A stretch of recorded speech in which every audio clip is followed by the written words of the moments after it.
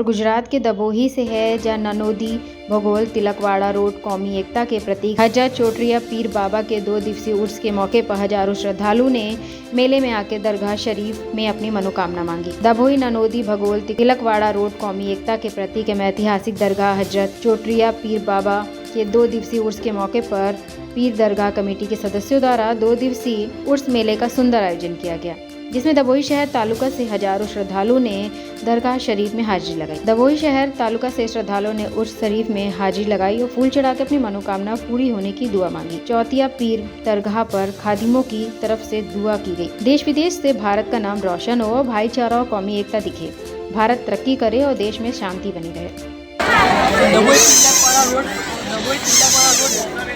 એકતાનું પ્રતીક અને ઐતિહાસિક દરગાહ હજરત ચોતરિયા પીર બાવાના 2 દિવસ ઉર્સ પ્રસંગે ચોતરિયા પીર દરગાહ કમિટીના સભ્યો દ્વારા ઉર્સ મેળાનું 2 દિવસનું સુંદર આયોજન કરવામાં આવ્યું હતું, જેમાં દબોઈ શહેર તાલુકાના હજારો સંખ્યામાં દરગાહ શરીફમાં આવેલા અને દરગાહ શરીફમાંથી ઉર્સ શરીફમાં શ્રદ્ધાળુઓ હાજરી આપી ફૂલ ચાદર ચઢાવી હતી અને પોતાની મનોકામના પૂરી થાય તે માટે દુઆ ગુજારવામાં આવી હતી।